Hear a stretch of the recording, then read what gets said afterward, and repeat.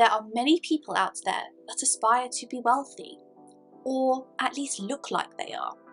The problem is some of the things these people are doing are actually telltale signs and signalling to true rich people that they are in fact not. That's why in this video, I thought it would be interesting to share with you some of the key things that are the real giveaways, so you can either spot them from a mile away or make sure that you're not doing it yourself. The first one being misunderstanding the concept of investing in themselves. Now, the term investing gets thrown around in so many different ways, from the traditional point of view of investing your money into some sort of savings fund or an ISA, all the way through to investing in something that is to do with yourself personally. And of course, investing in yourself is a really positive and great thing. The problem is that some people get carried away and start justifying buying things or doing things because it's something that is investing in themselves. For example, deciding that they want to lease a car so they look the part, or choosing to buy a really expensive suit because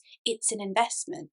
Yes, of course, purchasing a good quality suit or item of clothing is the right thing to do because in the long run, you will benefit from the cost per wear element. However, if you are spending an unnecessarily obscene amount of money on a suit and paying over the nose for a brand name, for example, you're not really investing in yourself. You're instead masking the fact that you just wanted to buy a really nice suit with a certain brand name on it. And when wealthy people approach the concept of investing into themselves, they go into it with a very different point of view. Instead of focusing on material possessions or things, they will instead prioritise their efforts on things such as their education, their health, or upskilling themselves. For example, one of the most successful females in the entire world, Oprah Winfrey, openly discusses how she approaches continuous learning, investing in herself. And that covers everything from skills, emotional intelligence, and also her spiritual development too. I'm not saying that it is wrong that people go and buy things that they want to buy and spend their money however they choose, providing they can afford it. But what I do think is important is that we're not muddying the lines between purchasing something that we want to buy and justifying it to be something that is investing in ourselves and therefore it's okay to spend the money. Next, overemphasizing material wealth. Now, I actually talk about this topic in more detail in one of my other videos that I will link down below for you. But the relationship between purchasing material items and showcasing them on social media platforms like Instagram or TikTok can be seen so easily from simply just scrolling on your phone. There are people out there that are simply just obsessed with purchasing items to be able to showcase them to the world, show how amazing their life is, and gain self-validation, showing off their designer clothes, their luxury cars, their amazing vacations, when in reality you're seeing a very small piece of their life and the pieces that they want you to see as well. For all you know, they could be in tens of thousands of dollars worth of debt. So that's why it's not smart to aspire to have a lifestyle like these people. Just think of some of the richest men in the world. I've talked about Warren Buffett before, as have many people on YouTube.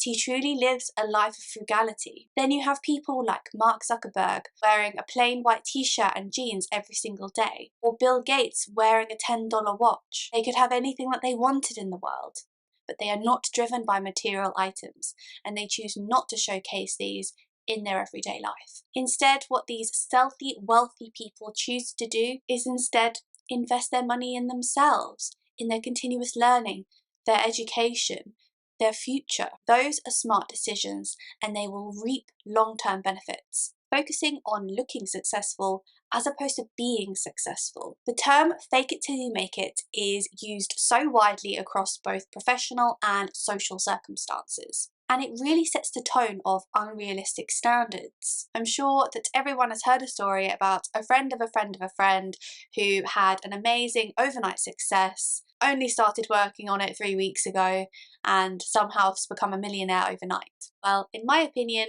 the only way that you can become a millionaire overnight is winning the lottery or winning some kind of gamble, both of which have incredibly low odds. Truth behind a story of overnight success generally is years and years of hard work. Someone grinding away, working their butt off, sacrificing other things in their life to get to where they are. It's not all sunshine and rainbows. People who end up flaunting what they perceive to be success, once probed, it quickly becomes obvious that there's no substance to it, and they get rattled. That's why it is so important not to brag about your successes, and instead be humble. If you're quiet and squirreling away in the background without numerous eyes peering over you, you will make it a lot easier for yourself to achieve more. Networking for status, not value. I like to explain this concept utilizing Facebook. So there are some people on Facebook that have thousands and thousands of friends, and then you have people like me that have a couple of hundred. How can some people have thousands of genuine friends and genuine connections? The answer is they can't. The same thing goes with networking. There are people out there that simply will judge their networking based on the number of business cards that they collect, or attending high-profile events just so they can be seen. They don't truly understand the meaning behind effective networking and like to show the bravado of, I know this person, I know this person, I know this person. But the interesting thing would be to learn if someone went up to that person and asked who they were, would they even know? That's why it is so important that when the time comes that you want to build those genuine networking connections, that you follow 3 golden rules. The first one is giving before asking. How can you provide value to your network? The second being quality over quantity. This will enable you to nurture fewer but deeper relationships. And then finally, authenticity. Being able to be authentic and be your true self is only a positive thing and will help you to develop deeper and more meaningful relationships. A great example of someone who has done this so successfully over decades is Richard Branson. He prides himself on building genuine connections with people, and he really embraces authenticity in the way that he does it, such as simply just remembering a person's name, showing appreciation, and using humour in the way that he interacts with people. So many of those things are reasons that contributed to his such great success. Confusing being busy with being successful. In modern society, there is this perception that you need to be constantly busy or constantly working your butt off in order to be successful. And in fact, if you are constantly really busy and constantly working really hard, you are in fact counterproductive to being successful. Why is that? Because you are going to drive yourself to the point of burnout. And when you are in that place, you are unable to be productive, therefore impacting your long-term success. And similarly, none of us can work at 100% efficiency and effectiveness 100% of the time. It's simply not possible, particularly if you are required to have a form of creativity or problem solving.